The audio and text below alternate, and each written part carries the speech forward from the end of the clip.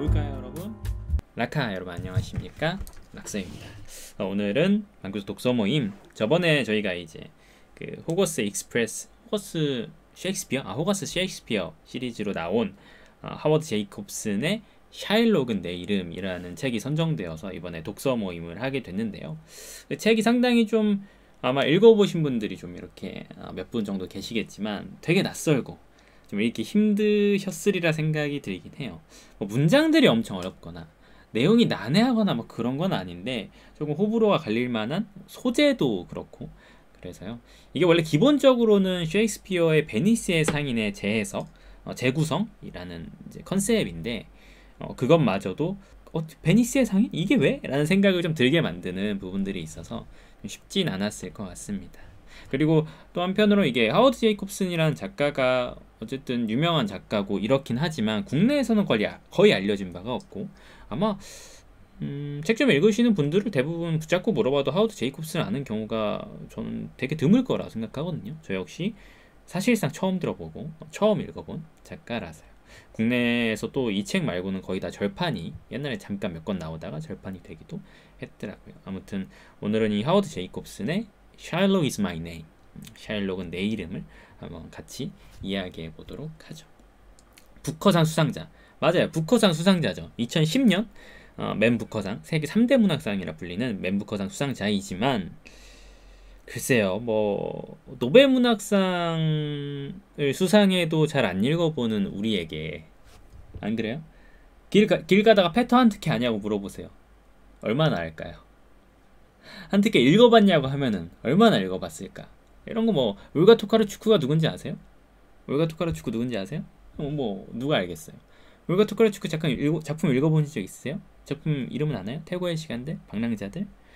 전혀 뭐 알지 못할 경우가 좀 많죠. 국내에서는 사실 어떤 상이라고 하면 노벨 문학상이 그나마 좀 관심도가 있지만 나머지는 솔직히 크게 관심도가 없는 것 같긴 해요. 그래서 아무튼 사실 이 부커상이라는 건 엄청 큰 상이고 한강 작가가 또 맨부커 인터내셔널 상을 받아서 한때 또 명성을 얻기도 했지만 기본적으로 우리는 우리나라 사람이 받은 게 아니라면은 크게 관심이 없는 것 같기도 하고 들어는 봤어요 정도가 가장 많은 그것도 잘 안 나올 것 같다. 제 생각은 솔직히 그렇습니다. 나는 별로 관심 없더라고. 제가 옛날에 잠깐 이거 자꾸 딴 이야기 하게 되는데 옛날에 그 울가 토카르추크랑 페터 한트케가 나와서 이제 공동 수상은 아니었는데 한 번에 두 명을 발표했었잖아요. 한 번에 두 명을 발표해서 그때 막 보통 노벨문학상 발표하면은 이제 매출이 뛸 거 아니에요. 근데 그래봐야 한 주 동안에 그 발표되고 한 주 동안에 뭐 6,700권 더 팔렸다고 했나? 6,700권 정도. 그런 거 생각하면 만부 2만부가 아니라 이 문학 관련해서 노벨 문학상을 받는다고 해도 팔리는 부수가 전혀 많지 않다는 거죠. 올가 토카르추크 그래서 더 모를 수도 있어. 이름이 특이한데 외우기가 좀 발음도 어렵고 그래서 아무튼 현실적으로 그렇습니다. 저도 이제 노벨 문학상이면 기본으로 몇천 부 이상은 팔리지 않을까 이렇게 생각을 했는데 아니더라고요. 한 주 동안에 교보문고에서 뭐 몇백 건 더 팔린 정도. 근데 그것도 그들에겐 되게 이 문학 카테고리에서 되게 큰 거긴 한데 좀 안타까운 부분입니다. 인구가 몇인데 이렇게 생각이 드는 부분이 있죠. 국제적인 명성, 맨부커상을 받았음에도 불구하고 국내에서는 좀 유명세는 미미한 작가가 아닐까 싶습니다. 혹시 이제 제이콥슨을 좋아하시는 분이 계시다면 이 말을 듣고 좀 분노하실 수도 있으나 일반적인 시각에서는 그렇게 이야기할 수 있지 않을까 싶고요. 본격적으로 이야기를 해보도록 하죠. 이 샤일록은 내 이름은 베니스의 상인 셰익스피어의 재해석한, 재구성한 작품이라 보실 수 있습니다. 베니스의 상인 자체는 1596년에서 99년 사이에 집필되었다고 알려져요. 보통 그렇게 이야기가 되죠. 한마디로 16세기 말에 쓰여진 작품이라는 겁니다. 뭐 내용을 이따가 잠깐 베니스의 상인 내용을 잠깐 요약해서 알려드리면 여러분들이 좀 지난 이제 읽기에서 이 샤일록은 내 이름에서 이 캐릭터가 저 캐릭터구나라는 걸 좀 같이 매칭시켜 볼 수 있을 것 같긴 한데 이 셰익스피어의 명성, 어마어마한 명성. 베니스 상인 뭐 교과서에서도 배우나요? 저는 학부 시절에 배워가지고 뭐 기억을 하는 거지만 그 작품을 재해석했다고 보시면 될 것 같습니다. 그러나 배경이나 이런 것들이 정말 그 16세기 이때를 배경으로 하고 있지는 전혀 아니고요. 오히려 현대를 배경으로 하고 있고 조금 많이 각색이 들어간 작품이라고 보시면 될 것 같아요. 그치. 보험을 꼭 들어야 된다. 원문에서는 그렇고 마찬가지로 그런 부분이 이제 말씀해주신 샤일록의 목소리를 들을 수 있다는 점이 이 작품의 상당한 매력 중에 하나일 텐데, 일단 이 하워드 제이콥슨이라는 1942년 태생의 작가에 대한 이야기를 조금만 해보도록 하죠. 길게는 못해요. 어차피 자료가 그렇게 많지 않고 아직 뭐 연구가 이루어지고 있는 작가일 터니까. 첫 번째로 이 하워드 제이콥슨은 대표적인 러시안 주이시, 그러니까 어쨌든 유대계의 사람입니다. 유대인이라고 보시는 게 맞을 것 같아요. 이 유대인이 전 세계에 1400만 정도밖에 없다라고 이야기해요. 2000만이 안 되는 적은 인구죠. 최근에 우리 이제 백신 관련해서도 뭐 이스라엘 쪽이 백신 접종률이 뭐 80% 정도 될 정도로 엄청나게 높잖아요. 그게 가능했던 이유 역시 사실상 인구가 그렇게 많지 않으니까 가능한 겁니다. 이 우리가 알고 있는 어떤 유대계에 대한 위상, 뭐 유대인에 대한 뭐 여러 이야기, 그들이 갖고 있는 뭐 지위, 돈, 뭐 이 수많은 것들에 비해서 사실 인구가 매우 적고 거의 소수 민족이라고 봐도 될 정도가 아닐까. 저희도 뭐 대한민국도 그렇게 인구가 많다고 할 수는 없잖아요. 근데 겨우 이제 서울 경기권, 수도권 정도의 인구가 전 세계에 퍼져 있는 유대인 정도라고 보시면 될 것 같아요. 제가 옛날에 찾아봤을 때 이스라엘 인구가 800만에서 1000만 사이였던 것 같은데 그런 거 감안하면은 생각보다 많진 않습니다. 그러나 전 세계적으로 많은 영향을 끼치고 있는 게 유대인이라고 보실 수도 있겠죠. 맨체스터에서 출생을 했습니다. 이 하워드 제이콥슨 같은 경우는 맨체스터에 출생을 했으니까 영국에서 태어난 거죠. 그래서 지금 뭐 교육이나 이런 것들 다 영국 쪽에서 받았을 거고, 유대인이라고는 하지만 뭐 기본적으로 유대인들이 전 세계에 많이 퍼져 있기 때문에 맨체스터, 영국에서 출생을 했고요. 또 다른 보통 이제 유대인 소설가, 유대인 작가라고 하면은 이 작품 속에서도 한번 언급이 됩니다만 필립 로스를 대표적으로 이야기할 수 있을 것 같아요. 이 하워드 제이콥슨 같은 경우는 Jewish English, 뭐 Jewish England, 뭐 어쨌든 영국계라고 생각해 볼 수 있는 부분은 있긴 하지만 이 필립 로스 같은 경우는 Jewish American, 이제 미국계 유대인이라고 보는 거죠. 그래서 이 그런 부분에서 모종의 어떤 유사점을 갖고 있지 않나라는 게 기본적인 시각이긴 한데, 또 나중에 이제 하워드 제이콥슨이 너는 약간 영국의 필립 로스 같다라고 이야기하니까 좀 웃기게 대답하는 부분이 있습니다. 그건 좀 이따 좀 이야기해드리도록 하고, 맞아요, 유대인계 맞습니다. 주로 원래 이 하워드 제이콥슨이 많이 쓰는 작품들은 코미디나 유대인 관련해서 글을 많이 썼어요. 코미디나 유대인 관련해서. 그래서 여러분들 이게 막 재밌다라고 하신 분들도 계시고 재밌지 않다라고 하신 분들도 계신데, 의외로 종종 유머 코드가 있다고 느껴지셨다면은 실제로 이 하워드 제이콥슨이 생각보다 이 코미디 장르를 좀 많이 썼었습니다. 그래서 그의 글 속에서도 그런 부분들이 좀 잘 드러난다고 보면 되는 거죠. 그런데 막 이제 막 무슨 완전히 웃긴 그런 느낌보다는 약간의 말장난과 그리고 약간 블랙 유머 같은 느낌의 코미디가 아니었을까, 저는 그렇게 생각을 해봅니다. 그리고 아까 말씀드린 대로 주이시 관련해서 본인 태생과 관련해서 어떤 유대인과 관련된 글들을 많이 쓰기도 했었고요. 또 인디펜던트라는 이제 신문 뉴스페이퍼에 칼럼도 기고하기도 했었고요. 약간의 뭐 글도 쓰고 이렇게 소설을 제외하고 이런 것도 했었죠. 그래서 그때 이제 안티 이스라엘을 이제 반대하는, 이스라엘의 좀 부정적인 그런 기조에 대해서 보이콧 운동의 일환으로 글을 쓰기도 했습니다. 한마디로 본인도 이스라엘로부터 자유롭다? 벗어날 수 없고 유대인이니까 이스라엘 본인의 고향이라고 생각할 것 같은데, 그렇다 보니까 그런 이스라엘에 대한 이제 반감 이런 것들을 보이콧하는 의미의 글을 썼다가 리버럴 시오니스트, 그래서 아까 말씀해 주셨습니다만 이 시오니스트, 자유주의 시오니스트라는 이 라벨이 붙기도 하죠. 시오니스트란 말은 이제 이스라엘의 어떤 쉽게 얘기하면은 뭐라고 이야기해야 될까요? 시오니스트란 말이 그냥 단순히 이야기하기엔 좀 어렵긴 한데, 진짜 그냥 쉽게 이야기하면 유대계, 이스라엘을 옹호하고 이쪽에 이제 그들의 독립이나 이런 것들, 그들의 뭐 힘이나 이런 것들을 좀 지지하는 그런 것이라고 봐야 될까요? 좀 제가 잘 정확히 시오니스트에 대해서 정의를 내리기가 좀 어려운 부분이 있는 것 같습니다. 이들의 역사도 꽤 있고 진짜 여러 가지 이야기들이 있는데 저 역시도 꼭 긍정적인 인상만 갖고 있지는 않아요. 이스라엘과 주변 국가의 전쟁들이나 이 시오니스트들의 말들이나 이런 것들을 보면서 꽤나 뭐 다른 작가들에게서도 부정적인 의견들 이런 것들을 좀 종종 들었던 것 같아요. 그쵸. 객관적이기 어렵죠, 사실. 그러니까 이스라엘과 특히 타국과의 관계에 있어서 우리는 어디까지나 우리 국가의 이익을 따지는 게 일단은 맞기는 한데 우리 역시도 일본과의 관계에서 객관적이기 좀 힘들듯이 지극히 주관적일 수밖에 없듯이 이 유대인 입장에서는 이 이스라엘 또 이 시오니스트 관련 이런 문제에 있어서는 완전히 좀 객관적이기 좀 어려울 것 같습니다. 2010년에 맨부커 프라이즈를 받았고요. The Finkler Question이라는 국내에 번역이 되어 있는데요. 국내에 번역이 되어 있긴 한데 문제는 절판이 되어 있던 걸로 기억을 해요.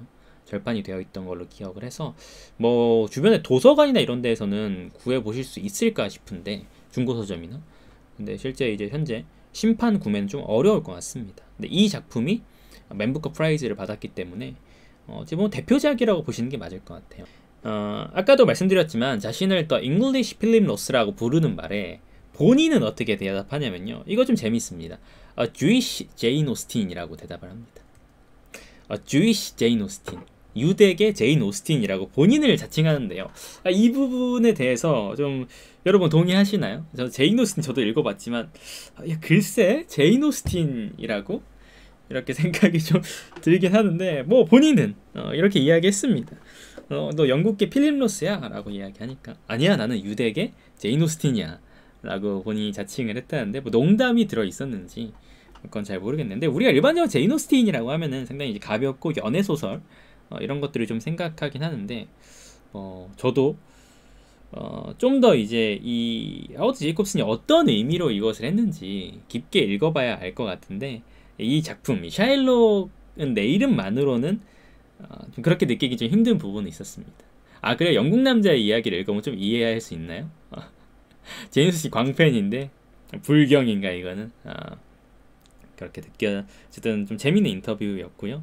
전통적인 유대인은 아니에요. 그러니까 전통적인 유대인이라는 것이 조금 우리가 보통 생각하는 율법을 칼같이 지키거나 여기에서 나오는 이제 뭐 스트롤로비치보다는 이 샤일록 같은 느낌의 유대인은 아니라는 거죠. 그러니까 좀 막 모자도 이제 뭐 여기서 나오는 스컬캡이라고 하죠. 이런 것도 쓰고 다니거나 이런 자신이 유대인인 것을 전면으로 드러내는 그런 이제 전통적인 유대인은 아니지만 조금 더 포지션적으로 보면은 스트롤로비치에 가깝지 않나 싶어요. 사실 그것도 조금 스트롤로비치도 은근히 완고해서 그 정도일까 싶긴 한데 샤일록에 비해서는 좀 세속화된 이라고 보는 게 맞을 것 같아요.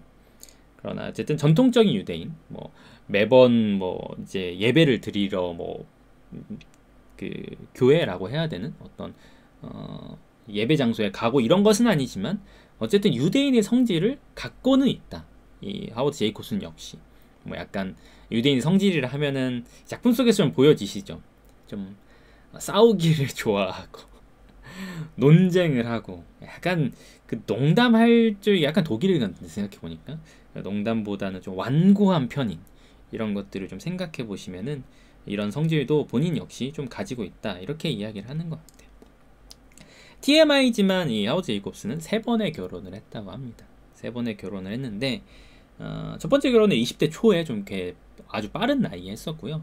3번째 결혼을 하면서 제이콥슨이 말하기를 이것이 나의 마지막 사랑, 마지막 결혼이다 이렇게 이야기했는데 뭐 그렇죠. 우리는 언제나 이제 저도 결혼해보지 않았지만 유부남들의 농담 중에 하나가 당신이 나의 첫사랑이고 당신이 나의 마지막 사랑이야 뭐 이런 말 하듯이 뭐 이게 정말 어떻게 될지는 뭐 모르긴 하죠.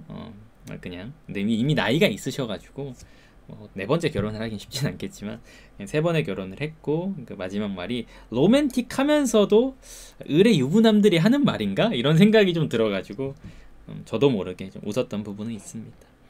The Merchant of Venice 이 작품은 베니스의 상인, 셰익스피어 베니스의 상인을 이 호거스 셰익스피어라는 기획의 이름으로 여러 유명한 베스트셀러 작가들, 마거렛 투드도 있고요, 뭐 지넷 윈터슨도 있고요, 다양한 외국계 작가들이 모여서 각각의 한 편씩을 맡아서 현대식으로 재해석한 작품들이 이 시리즈 중에 하나고요. 그 중에서 베니스의 상인을 이 하워드 제이콥슨이 맡은 거겠죠.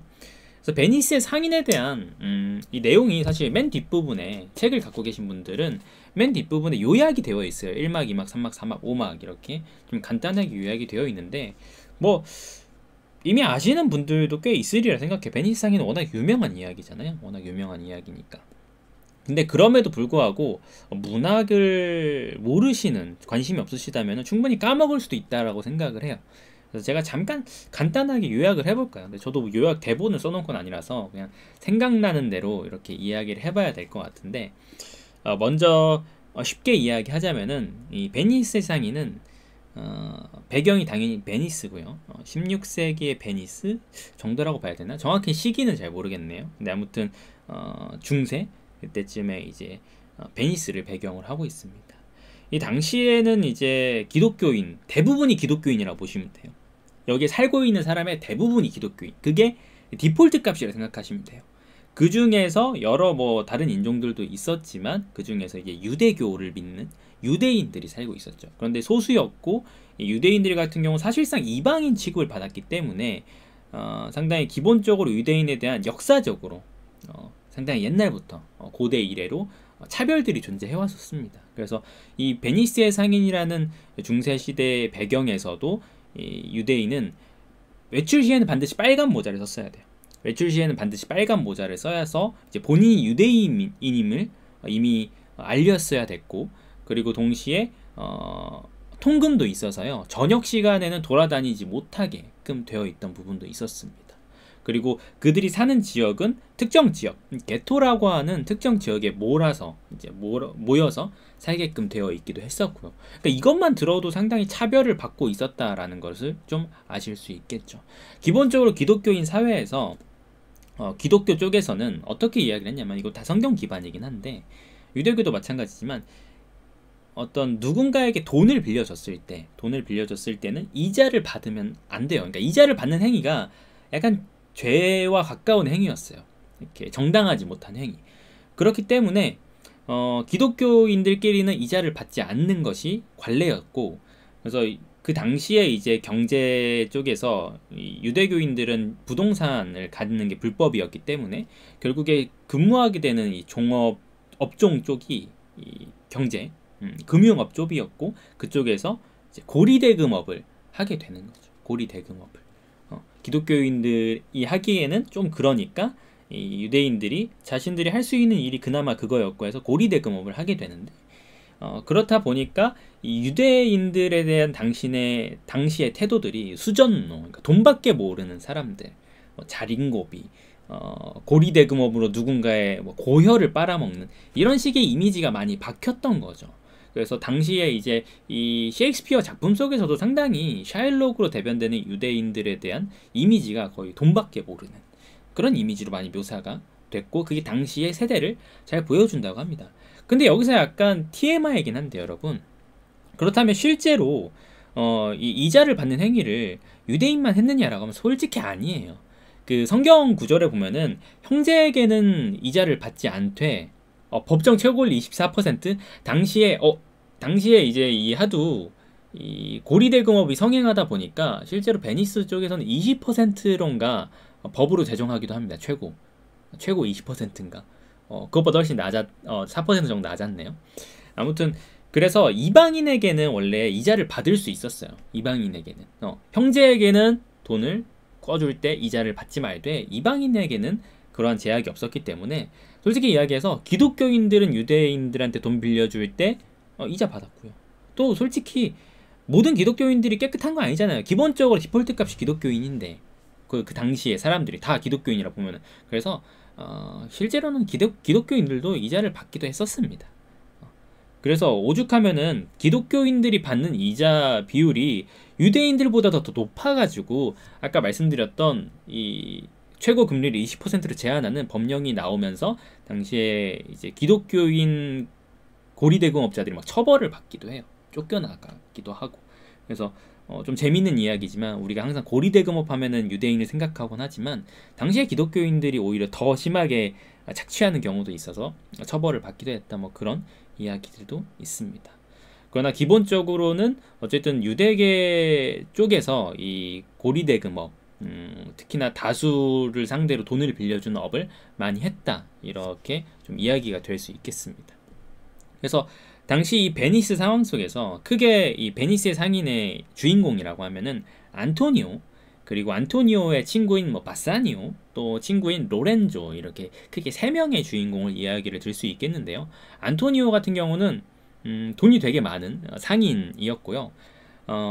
근데 이제 바사니오가 어느 날 찾아와서 빈센 로렌조 바사니오가 찾아와서 친구에게 말합니다. 안토니오에 와가지고, 야, 돈 좀 빌려줘. 내가 지금 가진 게 없고 거지인데 돈 좀 빌려줘. 나 멜몬트에 있는 아주 돈이 많은 여성이 있는데 그 여성과 결혼을 하려면 돈이 필요해. 친구여, 나 정말 돈 가진 거 없지만 나에게 돈을 빌려주면 내가 그 여인과 결혼을 하고 오겠네. 이렇게 이야기를 하죠. 그래서 안토니오는 참 이해가 안 되는 부분인데, 이 작품을 읽으면 읽을수록 안토니오가 어떻게 이럴 수 있지 생각이 드는데, 안토니오는 흔쾌히 빌려줍니다. 근데 사실 당시에 안토니오는 돈이 없었어요. 돈이 없었다는 게 전재산을 투자해서 해상에 돈이 묶여 있었어요. 그러니까 배가 들어오면, 교역을 성공한 배가 들어오면 이제 3배 이상의 돈이 들어오는데, 지금 현재는 빈털터리 상태였죠. 빈털터리 상태. 그래서 그럼 어떡하지? 돈을 친구에겐 빌려줘야 되는데 라고 하면서, 그러면 내 이름을 팔아서 돈을 한번 빌려보자, 이렇게 이야기해서 샤일록이라는 유대인에게 돈을 빌리게 되는 거죠. 처음에 설마 너 이자 받을 거야? 라고 이렇게 막 이제 안토니오랑 바사니오가 막 이야기를 하니까, 샤일록이 평소에 유대인을 무시하는 전통 속에서 당신이 나를 무시하고 나에게 침을 뱉고 내 모든 평생의 일들을 무시하고 그렇게 해왔지만, 그래요, 내가 빌려주겠습니다. 내가 빌려주겠습니다. 이렇게 이야기를 하죠. 빌려주는 대신 이자도 받지 않겠지만, 만약에 기한 내에 돈을 못 갚는다면 당신의 살덩이, 안토니오 당신의 살덩이 1파운드, 한 450g 정도, 400g이 좀 넘는데 1파운드를 그 대가로 취하겠습니다. 잘라내 가겠습니다. 라고 이야기하죠.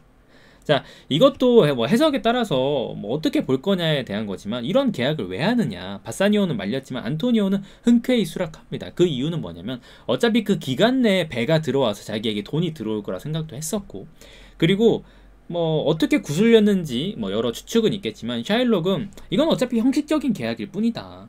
뭐 당신의 그 살덩이가 나에게 무슨 의미가 있겠느냐, 먹을 수 있겠느냐, 소고기만도 못하고 양고기만도 못한 그러한 살덩이를 내가 무슨 일에 쓰겠냐. 다만 나는 지금 자비를 발휘하고 있는 거고, 거저 먹는 제한에 불과하다, 형식적인 것에 불과하다라고 이야기를 해서 안토니오는 그거를 받아들이게 되죠. 그러나 우리가 많은 문학작품 속에서 아무 문제 없다라고 했을 때 필연적으로 뭐가 발생합니까? 문제가 발생하죠. 필연적으로 아무 문제가 없다고 했을 때 이제 돈을 빌린 이제 바사니오는 친구들과 이제 안토니오를 빼고 실제로 그 버몬트 섬에 가서 그 여인과 결혼을 하러 갑니다. 결혼을 하러 가는데, 문제는 안토니오의 배가 침몰했다는 소식이 들려와요. 한마디로 안토니오가 돈을 갚을 수 있는 수단이 요원해지는 거죠. 자, 그 어떤 사태의 원흉, 보증을 쓰게끔 만든 이 사태의 원흉인 바사니오는 지금 구애하느라, 지금 그 포셔라고 불리는 부유한 여성에게 구애하느라 너무 멀리 있어서 소식이 없고 듣지 못하고 있고, 안토니오는 그 과정 속에서 이제 어떻게 해야 되나 싶습니다. 근데 이제 샤일록은 처음에는 뭐 안토니오를 싫어하긴 했죠. 안토니오가 자기 얼굴에 침도 뱉고 유대인이라고 막 고리대금 뭐 어쩌고 좀 욕도 해도 설마 진짜 살을 취하려고 했을까 싶은데, 문제는 어디에서 발생하냐면, 샤일록의 딸이었던 제시카가 안토니오 일행이었던 로렌조라는 친구와 눈이 맞아서 도망가요. 그러니까 유대인의 딸이 기독교인과 눈이 맞아서 도망갑니다. 집안의 재산을, 보석이나 이런 걸 다 챙겨서 도망가요. 자, 돈을 아주 원하는 고리대금업자였던 샤일록은 여기서 눈이 돌아가죠. 내 딸이 도망갔어. 그것도 기독교인이랑 도망갔어. 일단 참을 수가 없어. 근데 거기에다가 엄마의 반지도, 맞아요, 엄마의 반지도 막 가져가고, 그걸 나중에 원숭이 하나랑 바꾸기도 하고, 일단 거기서부터 열이 받기 시작하는데, 내 돈도 가져가고 딸애도 도망가고, 그것도 안토니오의 일행 기독교인, 이가 갈리는 거죠. 지금 자기가 평생 받아왔던 차별, 막 길 가면서 그런 것들을 생각하니까. 그래서 샤일록은 안토니오의 살덩이를 진짜 받아내기로 마음을 굳혀버려요. 그 정말 재판이 다가옵니다. 재판이 다가와서 샤일록은 이제 법정에서 주장을 하는 거죠. 공작에게 당시 뭐 시장 같은 이야기하면서 듀크에게 이야기하면서 나는 반드시 이 사람의 살덩이를 취하겠다. 그것이 계약이고 차용증에 써 있는 바고 나는 그대로 정확하게 단 하나의 오차도 없이 그대로 이행하겠다. 아무리 재판정에서 아니다. 설마. 그러면 이 사람은 죽지 않느냐? 다른 자비를 베풀지 않겠느냐, 샤일록? 다른 뭐 돈을 받지 않겠느냐? 원금의 2배를 주겠다. 아무리 구슬려도 이미 분노의 눈이 먼 샤일록은 듣지 않습니다. 그러면서 진짜 안토니오의 살을 취하려고 하죠. 원하는 부위라고 했죠. 원하는 부위. 원래는 원하는 부위였어요. 맞아요. 처음에는 원하는 부위였는데 그 원하는 부위가 결국에 생명과 직결되어 있다는 부분에서는 이 샤일록의 분노가 심장 부근의 살로 마지막에 원하는 부위니까 바뀐 게 아닐까 싶은 거죠. 그죠? 그래서 그런 이제 위험천만한 상황에서 결국에는 여기에도 사실 스토리가 더 있긴 한데요. 그 부분은 좀 살짝 스킵을 하겠습니다. 결국 이 포셔라는 부유한 여성과 결혼을 하는데 성공한 이 바사니오는 그제서야 결혼식이 올리기 바로 직전에서야 안토니오의 소식을 멀리서 듣게 돼요. 그 소식을 듣게 됩니다. 내 절친한 친구. 사실상 백수에서 빚쟁이 백수에서 친구가 돈 빌려줘서 부유한 여자랑 결혼해서 신세 역전을 완전 인생 역전을 시도한 이 바사니오가 자기 친구가 지금 샤일록에게 죽기 직전이라는 소식을 듣자 근심에 빠지기 시작하죠. 그래서 그 이야기를 들은 포셔가 당장 베니스로 가세요. 친구를 구하세요 라고 이야기해서 이 포셔가 2배의 돈을 줍니다. 원래 이제 계약금이 3,000 두카트, 3,000 다켓, 3,000 두카트였는데 6,000을 주면서 가서 돈을 갚고 친구를 구하세요 라고 쿨하게 보내주죠. 첫날 밤도 보내지 않았는데. 그래서 바사니오와 친구들은 이렇게 다시 베니스로 가서 안토니오를 구하러 가죠. 그러나 6,000을 준다고 해도 아까도 말씀드렸지만 6,000을 준다고 해도 샤일록, 눈먼 샤일록은 받겠습니까? 받지 않습니다. 절대 받지 않아요. 그러면서 원래 이제 판결이 내려져야 되는 상황에서 어떻게 되냐면은 한 법학자가 나타납니다. 젊은 법학자가 나타나요. 그래서 판결을 내리기 시작하죠. 샤일록 자비를 베풀겠는가? 하지만 역시 거절하고 계속 하다가 그 법학자가 마지막에 그렇다면 어쩔 수 없다. 이것은 법에 의한 결정이므로 샤일록은 안토니오의 살 1파운드를 취하도록 명한다.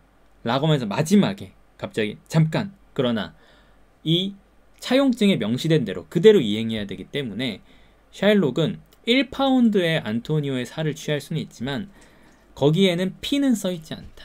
단 한 방울의 피라도 흘려서는 안 된다. 만약에 단 한 방울의 피라도 흘리게 된다면은 이 법률 위반에 따라서 당신의 재산을 몰수해버리겠다 라고 이야기를 하죠.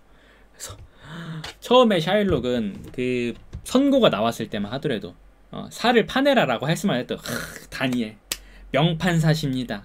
기가 막히십니다 라고 이야기했는데 마지막에 피 흘리지 마라라는 이야기를 듣는 순간 이제 반대쪽에서 명판사십니다 이렇게 이야기가 나는 거예요. 기세가 등등해서 거봐라 이 자식 하면서 이제 안토니오 일행들이 기세가 등등해지기 시작하는 거죠.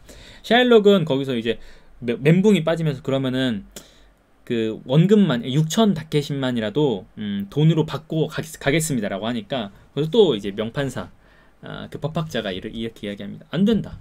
당신은 분명히 살을 취하기로 계약서에 명시되어 있으니까 살이 아니면 받을 수 없다. 아무것도 받을 수 없다. 라고 이야기를 하는 거죠. 그래서 그냥 돌아가겠습니다. 라고 샤일록이 또 뒤도니까 근데 좀 가혹해요. 여기서 솔직히 저는 그렇게 느꼈어. 좀 가혹해. 거기서 또 뭐라고 하냐면 법학자가 자 당신이 그냥 돌아가려는데 그것도 안 된다. 베니스의 법률에 따르면은 기독교인의 이방인이 이 시민의 누군가의 생명을 해하려고 한다면은 재산을 몰수하게 되어 있다. 그리고 그 사람의 목숨 또한 시장의 처분에 내려진다. 그래서 한마디로 샤일록은 살을 취하려다가도 실패하고 돈을 받으려다가도 실패하고 결국에는 아무것도 안 받겠다고 하자 재산도 다 뺏기고 목숨까지 위험한 상황까지 오게 된 거죠. 자, 그 상황 속에서 이제 결국에는 판결이 목숨은 살려주되 재산은 모두 반반씩 나누도록 하고 샤일록에게는 한 푼도 떨어지지 않습니다. 그 반 중에 한 부분은 안토니오가 신탁의 형태로 갖고 있다가 도망간 딸 부부에게 제시카와 로렌조 부부에게 주도록 한다. 샤일록이 죽고 나면 이렇게 판결이 내려지면서 끝난다고 볼 수 있죠.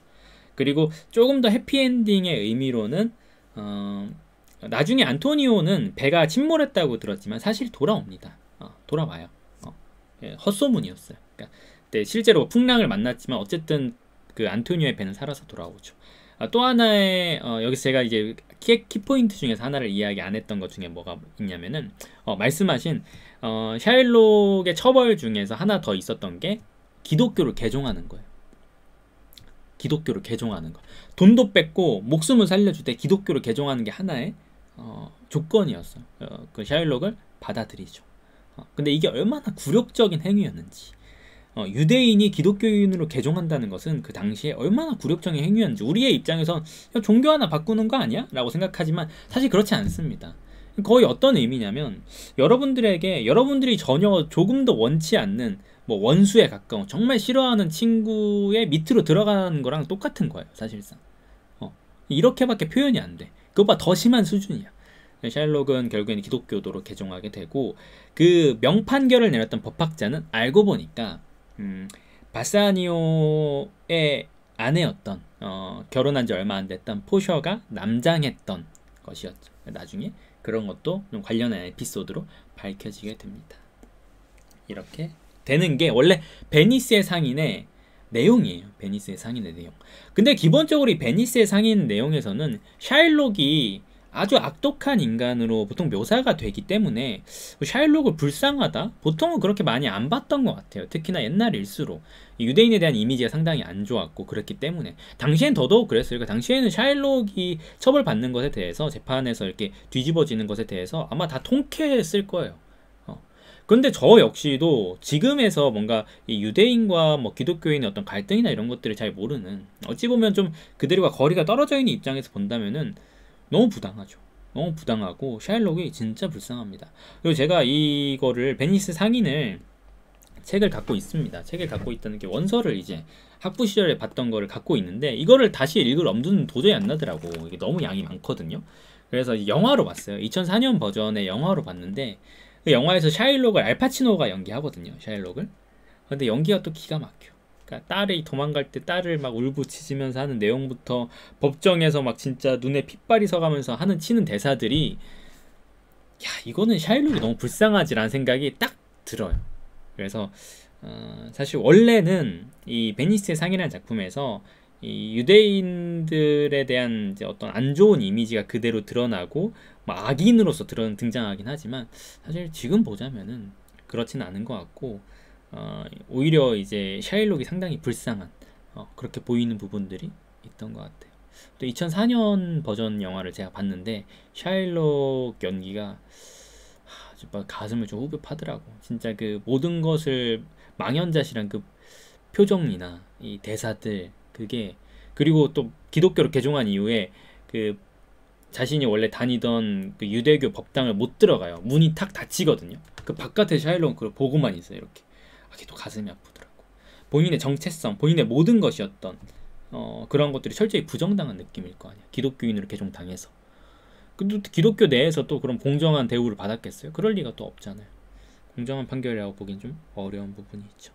자, 이러한 베니스의 상인을 이 하워드 제이콥슨이 샤일록은 내 이름, 샤일록 is my name, 이게 법정에서 나오거든요. 법학자가 샤일록과 안토니오는 앞으로 나오라. 샤일록이 그대인가? Yes. 샤일록 is my name 이라고 대답을 하는 부분에서 따온 것 같은데 현대식으로 재해석했다고 볼 수 있어요. 춤추는 샤일록? 인도식이라고 하니까 설마 그래. 진짜 근데 가능성이 있어. 인도식이라 하면은. 사실 샤일록은 내 이름 작품이 조금 복잡합니다. 내용이 좀 현대식이기도 하고 좀 한눈에 안 잡혀서 인물들을 대충 베니스의 상인과 비교를 해서 보자면요, 스트롤로비치나 샤일록, 이 샤일록은 내 이름에 등장하는 스트롤로비치나 샤일록은 사실상 베니스의 상인에 나오는 샤일록 캐릭터를 이분화했다고 보는 게 좀 맞는 것 같아요. 제가 보기에도 스트롤로비치와 샤일록은 베니스의 상인에 나오는 샤일록 자체를 좀 이분화한 것으로 보여요. 그러한 어떤 스탠스에 있는 것 같고, 작품 속에서 나온 샤일록의 딱 제시카나 스트롤로비치의 비어트리스 역시도 이 베니스의 상인에 나오는 원래 샤일록의 딸 제시카를 좀 나눠놓은 느낌이 듭니다. 그러니까 샤일록 제시카가 이 샤일록은 내 이름 속에서 나오지만 스트롤로비치와 비어트리스 역시 샤일록과 제시카로 읽어볼 수 있는 부분이 있는 거죠. 그리고 당통이라는 캐릭터, 미술품을 수집하면서 친구들에게 호의를 베풀면서 미술품 구해주고 진짜 온갖 호구짓을 다 하는 이 당통이라는 캐릭터는 안토니오라고 보는 게 좀 맞겠죠. 실제로 아까 말씀드렸다시피 베니스의 상인에서 안토니오가 웬걸 호구잖아요. 사실상 개고생했어. 친구에게 연대보증 서줬다가 자기 목숨 뺏길 뻔했어요. 칼 여기까지 왔었어 아예. 거의 뭐 이제 그만해주세요. 이제 그냥 판결 내려서 나 죽을 거예요 라고 하는 직전까지 왔었죠. 완전 나는 진짜 사실 안토니오도 너무 불쌍해.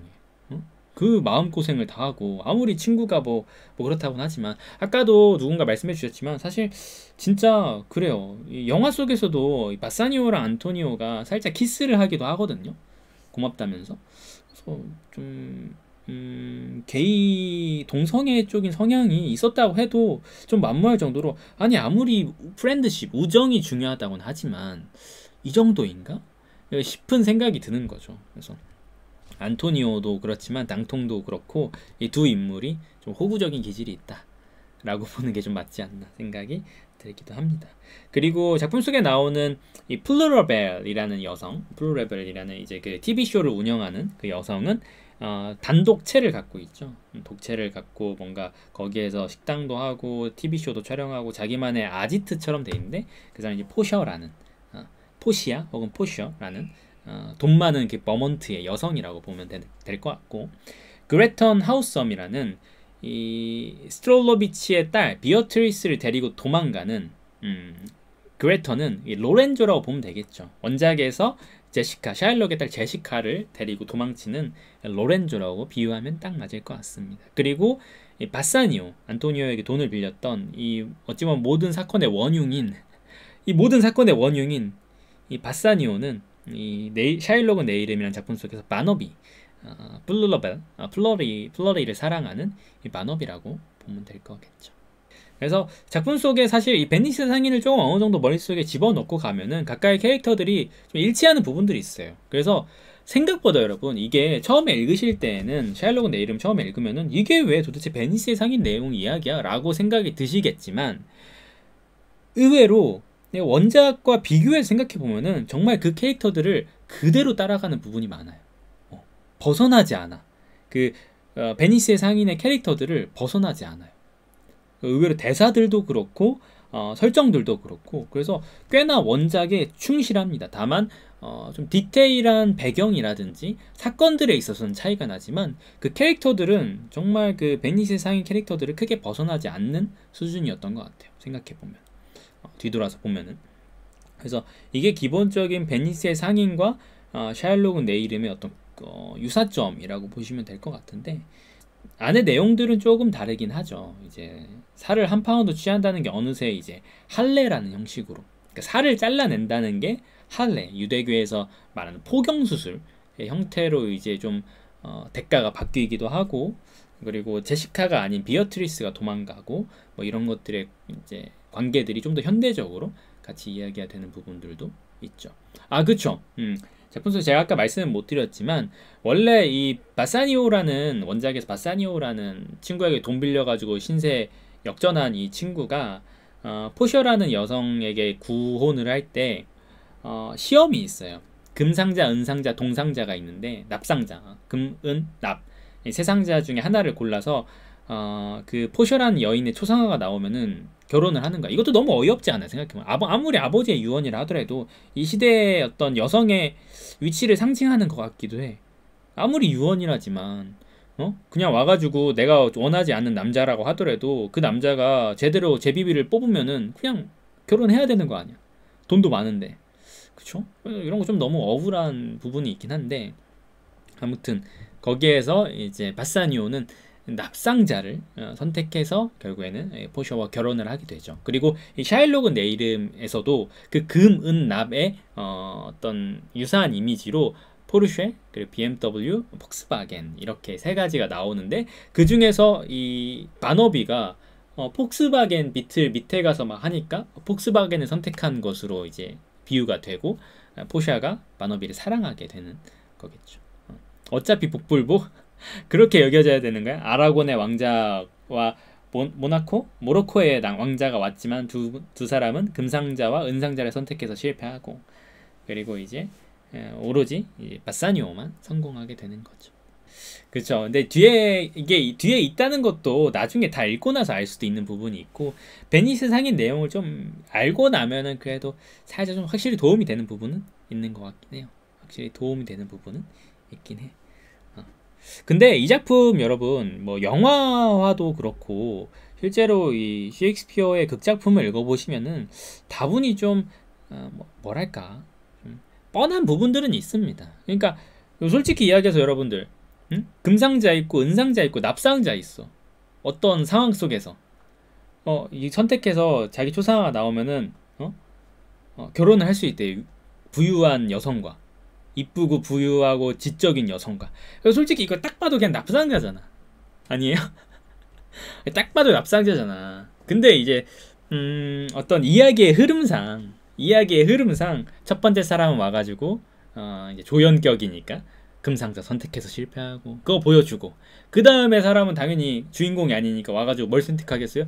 은상자 선택해서 당연히 실패하고, 그럼 마지막 납상자 남았으니까 이제 주인공격인 주인공의 친구인 바사니오가 와서 납상자를 선택하는 이 일련의 과정들, 어찌 보면 당연한 극작품의 흐름 구성이라고 생각을 할 수도 있겠죠. 포샤가 힌트를 원래 주기보다는 원래는 이제 포샤의 하인이었던 네리사가 힌트를 준다고 하죠. 그렇지 않나요? 포샤의 하인이었던 여하인이었던 네리사가 뭐 반짝이는 것이 뭐 겉모습에 뭐 현혹되지 말 것이며 이렇게 하면서 이제 힌트를 줘서 바사니오가 또 그 힌트를, 이것도 생각해 보면은 포샤가 그러니까 바사니오가 뭐 외형적으로 마음에 들었나? 첫눈에 반했나? 앞에 모로코 왕자랑 이제 아라곤 왕자는 마음에 안 들었나? 영화 속에서 완전히 이상하게 나오거든요. 포샤가 장난치나요? 아 그랬나? 네리사라고 알고, 네리사도 아마 노래를 부르던가 뭐 그러긴 할 거야. 그러니까 온갖 힌트를 다 줘. 이거 너무 편파적이지 않습니까? 그렇지 않습니까? 아니 기존에 모로코 왕자나 그 아라곤 왕자가 왔을 때는 진짜 제발 선택하지 마, 이렇게 거의 막 기도하다시피 했던 이 포샤라는 인물이 바사니오가 오니까 첫눈에 반했는지 온갖 힌트를 다 주면 사실 공정하지 못한 뽑기가 아니었나, 이 생각이 좀 듭니다. 아무튼 그런 경우도 좀 있죠. 모로코 왕자가 이제 흑인으로 보통 이제 묘사가 되는 부분도 있고, 뭐 아라곤 왕자는 조금 그냥 사랑이 없는 뭐 돈만 보고 뭐 이런 느낌들이 좀 있고, 앞에 두 사람 다 그냥 소설적인 어떤 문학적인 장치에 불과한 거죠, 사실. 문학적인 캐릭터. 바사니오를 돋구어 주기 위한 이 전체적인 뭐 긴장감을 준다든가 뭐 교훈을 주기 위한 그런 캐릭터에 불과했다고 보는 게 좀 맞긴 하겠죠.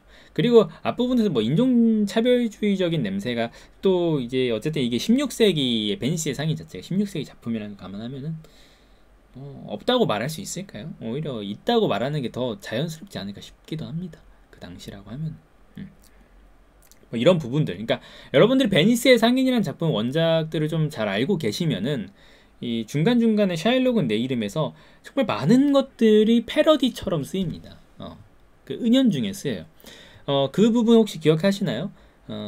이 도망가죠. 그러니까 이 비어트리스랑 그레턴이 도망가서 베니스로 도망가던가 라고 해서 이 비어트리스가 도착해서 뭐 리알토에 다시 왔는가 뭐 이런 식으로 이야기 두 번인가 하는데 못 알아듣잖아요. 그레턴은 무식해가지고 무식하다고 직접적으로 거의 나오다시피 하니까. 근데 그 리알토가 베니스예요. 이 당시에 이제 베니스 상인 이 당시에서 리알토가 베니스를 말하는 거였어요. 베니스의 또 다른 이름이 리알토였죠. 그래서 사실상 그 문구 자체가 베니스의 상인에 나오는 그 대사를 그대로 한 거니까 그런 부분에서 다분히 샤일록은 내 이름은 생각보다 많은 부분에서 베니스의 상인을 차용했다라고 보면 되는 거죠. 그렇게 보실 수 있을 겁니다. 그래서 뭐 오늘 작품에서 대부분 유대인 이야기가 많이 나오고 좀 이제 반유대주의에 가까운 이런 것들을 듣는 게 좀 많다 보니까 그런 이야기들이 많긴 한데 유대인에 대한 이야기를 잠깐 해드리자면은 좀 이제 순서가 뒤죽박죽일 수는 있는데요. 유대인은 이제 BC 10세기부터 BC 6세기, 기원전 이제 10세기부터 6세기 사이에 유다 왕국의 후손이라고 보시면 됩니다. 유다 왕국의 후손. 그래서 유대인인 거예요. 유대교, 유다 왕국의 후손. 히브리인이고, 당시 이스라엘 성경 속에 존재하는 이스라엘 12지파, 이스라엘 12지파 중에 하나였던 유다 지파의 후손들이라고 보는 게 좀 맞아요. 그래서 사실 정확히 말하면 유대인은 이스라엘인이라고 하기는 좀 힘들어요. 그러니까 유대인은 이스라엘인이랑은 조금 그 궤를 달리하는 부분이 있어요. 둘이 약간 겹치는 부분은 확실히 있긴 한데, 모든 이스라엘인이 유대인이라고 보기엔 좀 어렵지 않나? 근데 사실상 지금은 거의 같이 쓰이긴 하죠. 그렇게 보는 게 좀 맞을 것 같고, 유대인의 기준은 유대교를 믿는 게 더 강합니다. 그러니까 이 사람이 실제로 뭐 유대인의 핏줄을 갖고 있고 이게 아니라, 근데 지금은 사실상 그렇게 쓰이긴 해요. 그렇게 보셔도 뭐 무방할 정도예요. 근데 유대인의 기준은 유대교가 가장 중요해요. 종교가 가장 중요합니다. 그러니까 아무리 얘가 유대인의 핏줄을 갖고 있어도 유대교를 믿지 않으면 유대인이라고 하긴 좀 어려운 부분이에요. 그러니까 유대교, 어찌 보면은 뭐 우리가 속민주의, 그러니까 뭐 내 혈통이라든지 이런 것에 속하는 것이 아니라 속교주의에 가깝습니다. 종교를 믿어야지만 유대인으로 제대로 대우를 받는 거죠. 그리고 의외로 차별도 별로 없다고 합니다. 그러니까 이게 예를 들어서 이렇게 말씀하신 것처럼 내가 한국인이어도 유대교를 개종을 하는 순간 이 유대교 쪽에서는 확실하게 받아준대요. 유대인이라고. 왜? 개종을 했으니까. 그러니까 종교를 믿는다고 하는 순간 좀 이제 차별 없이 받아주는 게 이제 유대교라고 합니다. 그리고 유대교를 믿고 그게 이제 기본적인 기준인데, 남자 같은 경우는 할례를 합니다. 그러니까 포경 수술을 하죠. 남자는 포경 수술을 하죠.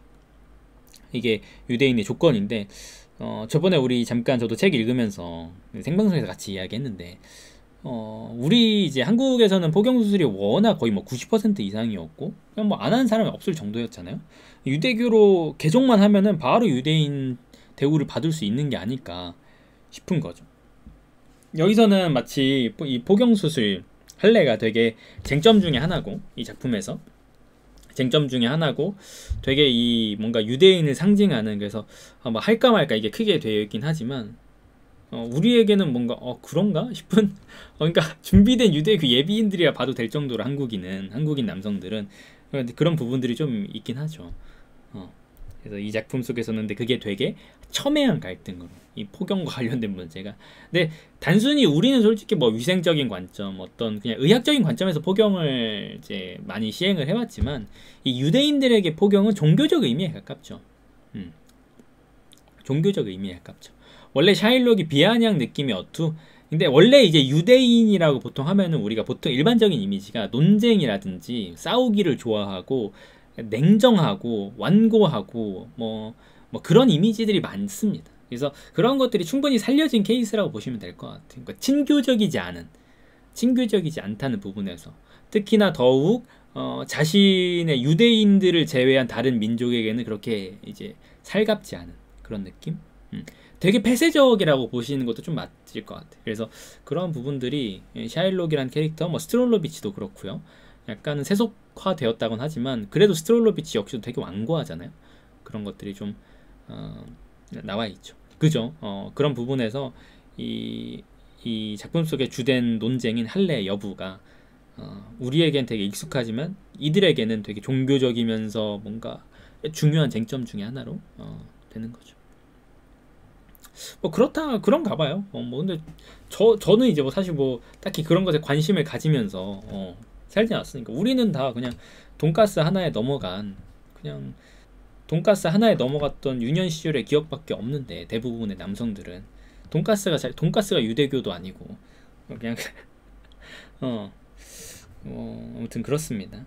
이들에게 어쨌든 되게 중요한 거다, 이렇게 좀 이해를 해보시면 될 것 같아요. 그리고 약간 이 유대교 쪽은 모계사회 성향이 좀 있어가지고요, 엄마가 유대인이면은 자식도 유대인으로 그냥 거의 다이렉트로 인정이 돼요.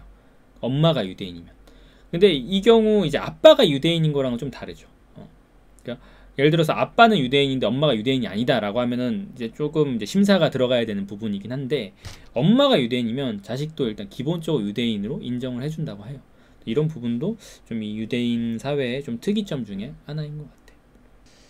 그래서 이제 작품 속에 뭐 여러 가지 이야기들이 정말 산재해 있는데, 뭐 아버지와 자식과의 관계, 뭐 유대교 내에서의 관계, 또 우리 현실 사회에서 유대교를 제외한 뭐 실질적인 관계들에 대해서 이야기해 볼 수 있긴 하겠지만, 여러분들 대부분 아마 이 작품을 읽으신 분들, 이 작품을 읽으신 분들은 아마 그렇게 생각하시겠지만, 스트롤로비치가 너무 이상하다고 생각할 거예요.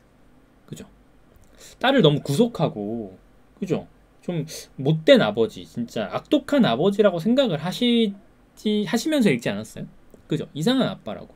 어떻게 저렇게까지 딸을 무슨 너무 아무리 뭐 금지옥엽 아껴 키운다고 해도 미행하고 따라다니면서 딸의 연애를 일일이 다 방해하고, 항상 감시하고, 이렇게 하는 게 좀 이해가 안 되지 않나 싶긴 한데, 이 작품 속에서 이제 계속 생각해야 되는 것, 스트롤로비치의 그 논리 중에 하나는, 사실 딸은 15세에서 16세였죠.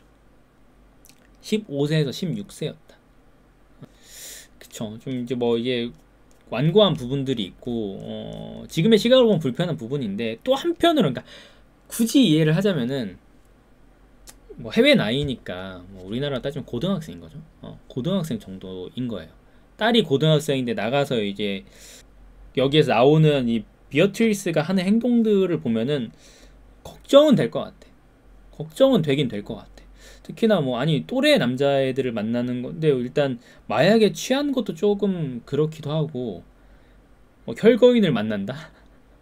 뭐 마약에 취한 것도 좀 그렇기도 하고, 그리고 막 나이 많은 뭐 시장뻘 아버지 이상뻘의 남자를 만난다, 뭐 이런 이야기들도 있고 하는 것들은, 그런 부분들은 분명히 아버지의 입장에선 걱정이 되긴 하지만, 사실 그 방식이 좀 지나치긴 하죠.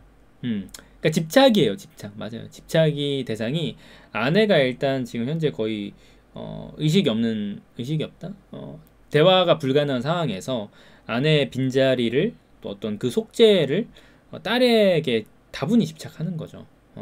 다분히 집착하는 거죠. 거의 편집증이라고 보면 되는 거.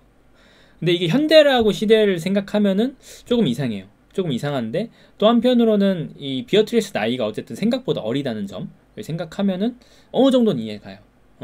어느 정도 이해는 가는 부분은 있죠. 그렇죠?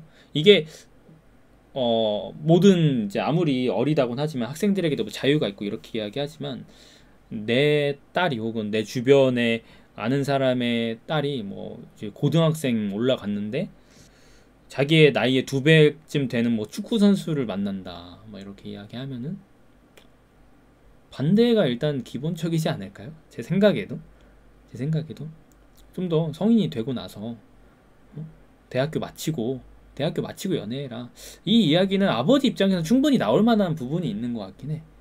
뭐 그레턴 하우스엄이라는 이 캐릭터에 대한 뭐 소문이 좋았던 것도 아니고, 그죠? 이미 여러 번 이혼도 하고 했던 전력이 있는 남자였기에 더더욱 그랬던 부분들도 있고, 그래서 사실 되게 저도 읽으면서 이 스트롤로비치가 비어트리스가 하는 행동들이 너무 숨이 막히고 지독하다고 생각을 했지만, 다 읽고 나서 천천히 얘가 16살이었다고 생각을 하면서 그때 상황들 하나하나 따져보니까 지나치긴 했는데, 근데 이해는 간다, 그 생각은 솔직히 들더라고. 그러니까 방식은 너무 지나쳤지만 아버지의 걱정되는 마음은 걱정할 만하다. 이 나이대의 여자애가 막 진짜 자기의 나이보다 거의 2배에 가까운 축구 선수, 그것도 이혼 경력이 있는 축구 선수를 만난다고 하는 게 좀 그렇긴 하다. 이런 생각은 좀 들긴 했었던 것 같습니다. 그죠? 스토너의 딸내미 같았어요. 스토너의 딸내미는 또 어떤 그 엄마의 잘못된 교육 방식이라고는 하지만, 그런가? 여기도 이제 스트롤로비치가 잘못된 교육 방식을 한 건가? 이렇게 봐야 되나? 의외로 정상인 부분, 생각은 그렇게 나쁘지 않았던 것 같긴 한데, 그쵸. 그래서 그 부분에서 딸의 나이를 감안하면 조금 이해되는 부분이 있더라고요. 근데 이 작품 속에서 좀 여러 가지 이야기 중에 제가 좀 생각해본 부분은 근데 되게 이야기가 힘들었어요. 그러니까 이 작품 준비하면서 아니 유대교 이야기, 유대인 이야기밖에 안 나오는 마당에 맨날 싸우는 게 유대인이다 아니다, 유대인 대 vs 기독교인 맨날 이렇게 싸우잖아요, 이 작품 속에서. 근데 저는 이제 한때 물론 저도 기독교를 믿긴 했지만 이제는 이제 무교인 입장에서 둘 다 내 종교가 아닌데, 근데 우리 동네도 아니고, 맨날 왜 이걸 내가 왜 이렇게 보고 있어? 그 생각이 들긴 했었는데, 근데 어떤 공동체의 배타성이라는 관점에서 좀 생각을 해볼 만한 지점은 있을 것 같아요. 공동체의 배타성이라는 부분에서. 그래서 여러분, 유대인과 기독교인의 대립으로 여기에서 나오지만 어떤 부분에서 유대인들 역시도 기독교인에 대한 배타성이 되게 심하고, 마찬가지로 이 작품 내에서 기독교인들, 뭐이 플루라벨이나 낭통, 그레톤 바너비 이쪽 인물들이 보여주는 이 스트롤로비치나 샤일록에 대한 반감의 태도 역시 상당히 배타적이란 말이에요. 서로를 이해하지 못하고 서로 어떻게 해서든 뭐 골탕 먹이려는 뭐 그런 느낌들이 좀 강한데, 이 공동체라는 거는 기본적으로 배타적일 수밖에 없는 것 같아요. 공동체라는 단어 자체가 배타적인 것은 어느 정도 포함하고 있다고 생각해요.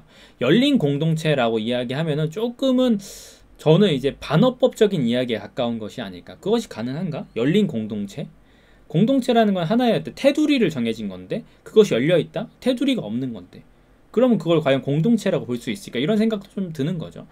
그런 면에서 우리 역시도 많은 공동체들을 이루고 살잖아요, 여러분. 뭐 가족도 하나의 공동체라고 볼 수도 있고, 아니면 뭐 지역적인 것들도 좀 있을 수도 있고요.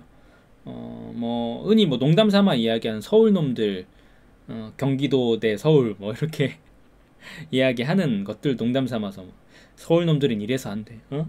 무슨 30분 40분 거리 뭐 다 만나면 다 서울인 줄 알아, 뭐 이런 것들부터 시작해가지고 농담 삼아 이야기하는데, 그런 구분들 속에서도 분명히 배타성이 존재하고 있다라고 봐도 되고, 조금 더 심각하게 이야기하자면은 우리나라에서 지금도 아직 완전히 사라지지 않은 어떤 지역 감정에 대한 예시로도 생각해 볼 수 있는 부분이 있죠. 그죠?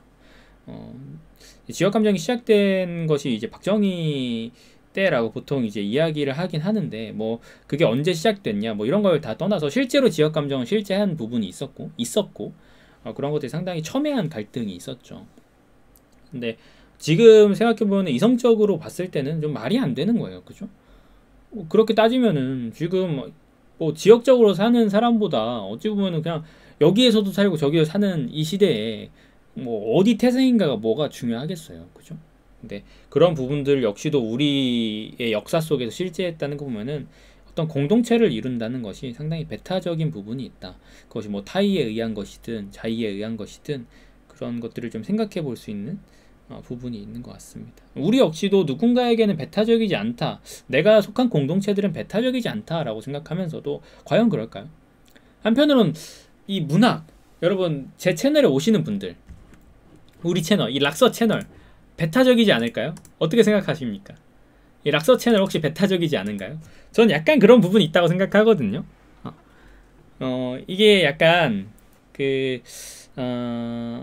약간 그런 느낌이에요. 그러니까 30명이 있으면은 30명이 한 명을 왕따 시키는데 그 왕따 당한 사람이 내가 모두를 왕따 시키는 거야, 이런 느낌이 조금, 물론 정신승리적인 부분이 있긴 한데, 그러니까 제가 문학만을 좀 고집해서 다루고 문학 중에서도 좀 진지한 책들이라든지 순수 문학 쪽을 좀 고집해서 다루는 부분이 있으니까 이런 부분에서는 약간 배타적인 부분이 있죠. 그러니까 다른 분들 누군가는 뭐 좀 가벼운 문학 이야기, 뭐 장르 소설적인 이야기라든지 뭐 좀 더 가벼운 웹소설 같은 이야기도 하고 싶을 수 있는데, 사실 저희 공간은 그런 공간으로는 좀 적합하지 않은 부분이 있죠. 뭐 막는다기보다는 어쩌다 보니 이제 이쪽 이야기를 좀 더 많이 하니까. 그러니까 그런 부분에서 그분들이 느끼기엔 좀 배타적으로 느낄 수도 있고, 또 경제 사회과학 저서라든지 뭐 다른 분야, 이공계 분야라든지 이런 저서들을 좋아하시는 분들에게 역시도 저 채널이 책을 이야기한 채널인 거는 좋은데 좀 다소 배타적이라고 생각하실 수도 있고요.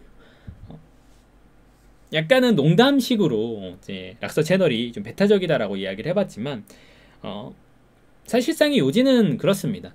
어떠한 공동체든 우리가 아무리 어떤 유한 태도를 취하고 있다고 하더라도 기본적인 배타성은 뛸 수밖에 없다는 것. 기본적인 배타성은 뛸 수밖에 없다는 것. 이런 생각이 좀 들더라고요.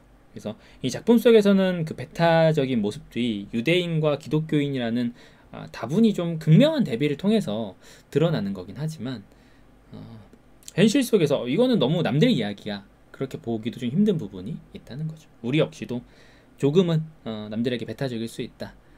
그쵸? 농담조로 이야기해보긴 한 겁니다.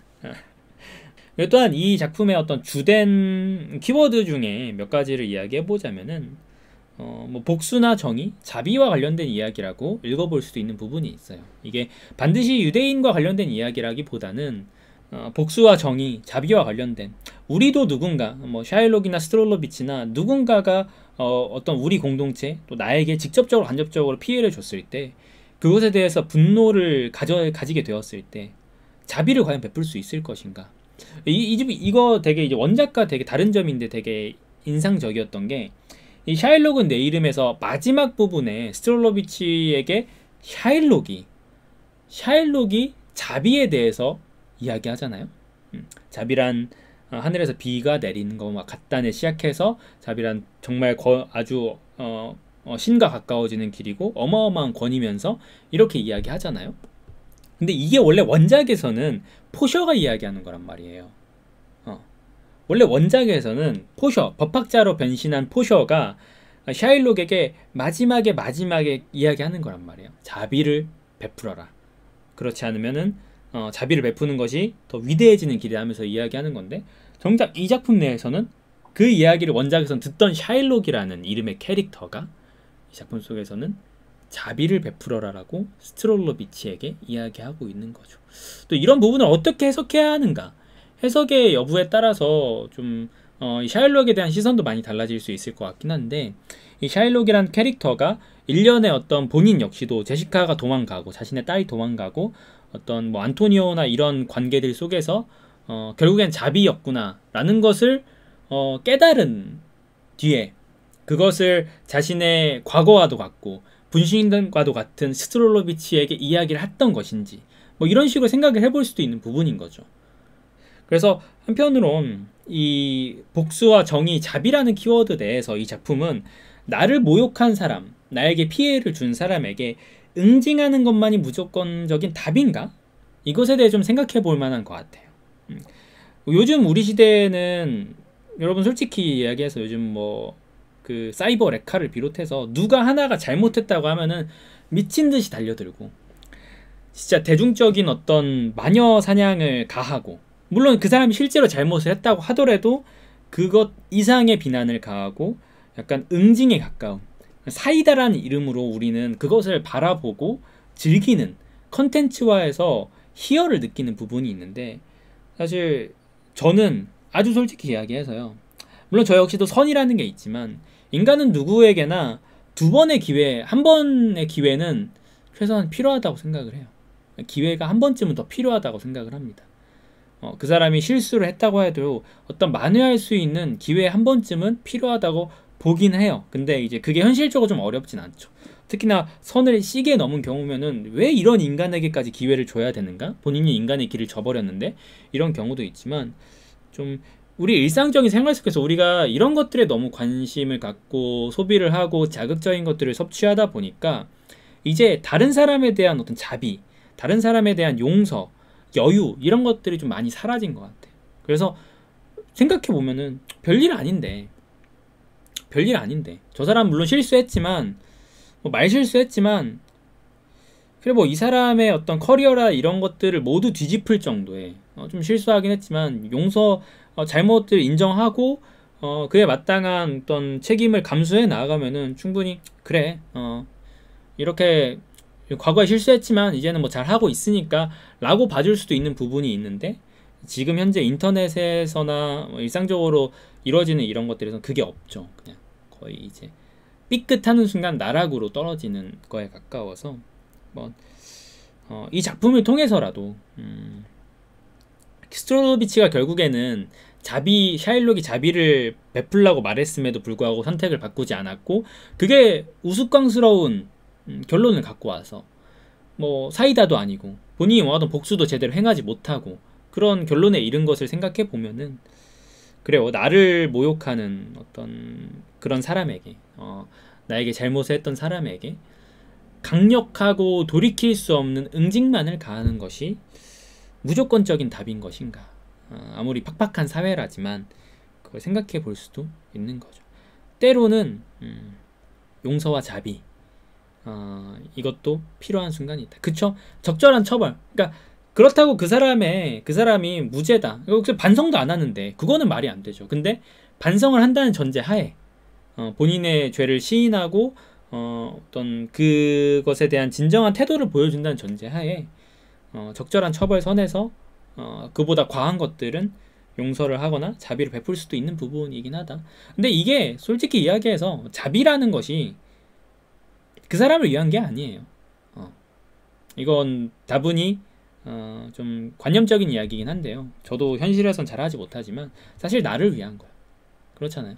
누군가에게 가한 행위, 그 사람이 그것을 받을 만한 사람이었다고 하더라도 가혹한 행위를 요구하는 것이 사실 내 영혼에도 그렇게 이롭지 못한 것 같아. 내 영혼에도. 특히나 뒤돌아 생각해보면 내가 누군가의 인생을 좀 해를 가했다? 이런 것들 생각해보면은 좀 그런 것이 있긴 하죠. 고이 부도 내고 잠적한 아파트 집주인? 집을 경매 넘기려고 한 사람? 그건 좀 용서하기 힘들 것 같은데 제가 봐도 좀 그 용서의 단위가 다를 것 같아서 용서하기 힘들 것 같긴 한데, 근데 제가 말하고자 하는 바는 그래요. 그 사람이 처벌받고 처벌받지 않는가가 중요할 수도 있는데, 또 한편으로는 잊고 살려고 해도 자꾸 본인을 괴롭히는 그 문제와 관련해서 때로는 그냥 에이 그래 이미 지나간 일이고 언젠가는 처벌을 받을 수도 있으니 더 이상 신경 쓰지 말자. 그러니까 마음속에서 저 인간이 더 이상 저주하지 말자 정도의 자비를 베푼다면 진수님의 영혼에 약간의 평안이 좀 들어서지 않을까라는 생각을 하지만 현실적으로 좀 어렵긴 하네요. 아무튼 이런 생각도 좀 해볼 수 있습니다. 응징이나 소위 말하는 요즘 사이다라는 어떤 가혹한 처벌, 완전한 몰락 이런 것들이 반드시 옳은 것인가 싶은 부분인 거죠. 그러나 마땅한 처벌은 필요하다. 그건 저도 동의합니다. 마땅한 처벌은 필요하죠. 처벌 자체가 없으면 안 되죠. 잘못을 했으면 그에 마땅한 처벌은, 준하는 처벌은 받아야지. 그래서 저는 이제 이 스트롤로비치의 결말을 보면서 분노는 결국 어떤 결과를 갖고 오는가. 지금의 우리는 우리가 어떤 것에 대해서 분노하고 있다면 여러분이 각자의 일상에서 오는 사회적으로 시대적으로 우리가 분노를 하고 있다면 그러한 것이 어떠한 결과를 이끌고 올 것인가. 하나의 원동력이 될 수도 있지만 또 어떤 의미로는 파괴적인 곳으로 갈 수도 있는 거고. 이미 시간이 좀 많이 흘러서 슬슬 마무리를 해야 되는데, 여러분 저는 또 한 번 궁금한 것 중에 하나가 우리는 우리의 근원으로부터 벗어날 수 있는가예요. 그러니까 어쨌든 우리 역시도 뭐 한국인이라고 하면 한국인일 것이고, 뭐 남자라고 하면 남자라고 할 것이고, 어떤 각자의 정체성이 있어요. 근데 그것은 근원적인 것이에요. 근데 이것을 과연 벗어날 수 있을까에 대한 그런 생각이 좀 드는 게, 왜 이런 생각을 했냐면은 비어트리스가 마지막에 귀환한단 말이죠. 그죠? 그러니까 결국 이 사건이 스트롤로비치, 뭐 샤일록, 낭통, 플루라벨, 그레튼, 바너비, 뭐 비어트리스 다 갈등의 끝에서 마지막에는 모든 것이 제자리로 돌아와요. 그냥 제자리로 돌아옵니다. 비어트리스가 좀 이제 스디슨 경험을 했다고는 할 수 있지만 결국엔 돌아온단 말이죠. 그럼 이 귀환을 어떻게 봐야 될 것인가? 뭐 어떤 상징적인 의미로는 우리는 우리의 근원으로부터 벗어나기 어렵다는 것인가? 비어트리스 역시도 본인이 이 집안에서 어떤 자신의 혈통이나 아버지의 압박을 벗어나려고 했지만 결국에 그 안에 돌아왔다는 것은 그레턴으로부터 실망하고 외부의 어떤 그레턴으로 대표되는 그런 것들로부터 실망하고 돌아왔다는 것이 어떤 것을 의미하는가, 이렇게 생각해 볼 만한 부분이 있다는 거죠. 그래서 이거 역시도 좀 깊게 생각해 봐서 해석을 내려볼 만한 부분인 것 같아요. 또 이 책의 장단점에 대해서 간략하게 좀 말씀을 드려보자면은, 읽으신 분들 혹은 안 읽으신 분들 두 분 모두에게, 뭐 읽으신 분들에게는 생각해 볼 만한 거, 안 읽어보신 분들에는 읽어볼까 하는 그런 부분인데, 장점이라고 하면은 고전의 현대적 재구성입니다. 제가 아까 베니스의 상인 줄거리를 말씀드렸다시피 생각보다 이 샤일록은 내 이름은 현대를 배경으로 정말 의외로 디테일하게 고전을 현대적으로 정말 잘 재구성했다 라고 보는 게 맞는 것 같아요. 뭐 완전히 그대로 따라가지도 않으면서 나름의 독창성, 특히 이 할례라는 것에 키포인트를 맞춰서 살을 떼어낸다를 이제 할례라는 방식으로 대체를 한 다음에 그것을 재구성했다는 점에서 또 캐릭터를 나누고 이런 부분들이 좀 상당히 장점 중에 하나라고 여겨질 수 있는 부분이 있고요. 또한 새로운 목소리를 부여했다. 그러니까 정체성 가종. 저도 그런 생각하는 거죠. 새로운 목소리를 부여했다. 기존에 이제 베니스의 상인에 샤일록의 목소리가 그렇게 많지 않았어요. 샤일록은 분노하고 이러긴 하지만 샤일록의 정말 깊은 내면의 소리, 샤일록의 입장, 딸이 떠났을 때 뭐 이런 것들이라든지 그 각각의 과정들이 전적으로 샤일록은 악역의 역할로 많이 묘사가 되었다 보니까 목소리가 좀 부재한 편이 있었는데, 어떤 의미로 이 샤일록은 내 이름에서 그동안 없었던 목소리, 내고 싶었으나 내지 못했던 목소리를 부여함으로써 그런 것들이 이 작품을 통해서 가능했다. 그런 건 저 언제나 참신한 시도고 재미있는 시도인 것 같아요. 그래서 그쵸, 베니스 상인 읽어보면서 샤일론이 약간 이제 피해자로 느껴지는 부분이 있긴 한데, 이 작품 속에서는 뭐 또 여러분들이 읽으시기에 따라서 피해자로 느껴질 수도 있는 부분이 있는 것 같습니다. 어쨌든 샤일록의 목소리, 샤일록의 마음, 그 어떤 생각의 과정들을 좀 엿볼 수 있었다라는 거죠. 반면에 이제 단점이라고 한다면은 여전히 너무 낯설어요. 유대인에 대한 이야기라는 것이 우리에게는 다소 낯섭니다. 기독교는 그나마 우리에게 좀 친숙하다고 해도, 그럼에도 유대인과 뭐 기독교의 어떤 갈등, 역사적인 갈등, 뭐 이런 반목, 배타적인 태도, 이런 것들이 다소 낯설죠. 그렇기 때문에 일단 소재 자체가 좀 집중이 잘 안 될 수 있고, 또 사건들이 저는 앞부분이 상당히 디테일했고 그래서 좀 느렸다고 생각했어요. 좀 느렸어. 그러니까 좀 복잡하다는 생각을 했던 것 같아요. 다소 복잡했어. 뭐 현대적으로 당연히 이제 그 고전적인 작품들보다는, 고전을 배경으로 하기보다는 현대를 배경으로 할 때 뭐 우리 현대 사회가 복잡하듯이 사건이 복잡해지는 경우가 많긴 한데, 앞부분의 설정이나 이런 부분들이 다소 느리면서도 복잡하게 느껴져서 조금 더 빠르게, 예를 들어서 플루러벨이라든지 비어트리스, 그러니까 스트롤로비치 이쪽 서로의 관계들이 좀 더 일찍, 이들이 왜 서로에 대해서 분노하고 이런 것들이 떡밥이 좀 더 일찍 뿌려졌다면은 초반부터 좀 흥미있게 읽어나갈 수 있지 않았을까. 근데 그게 거의 한 100쪽 이상을 넘어가야지 슬슬 그 연결고리가 보이기 시작하더라고요. 두 개가 따로 떨어져 있다가 슬슬 연결고리가 보이기 시작하더라고요. 그래서 그 부분이 저는 조금 아쉬운 부분이긴 했었습니다.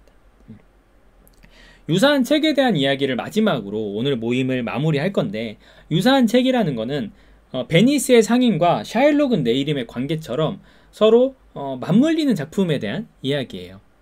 서로 맞물리는 작품에 대한 이야기라고 보시면 될 것 같아요.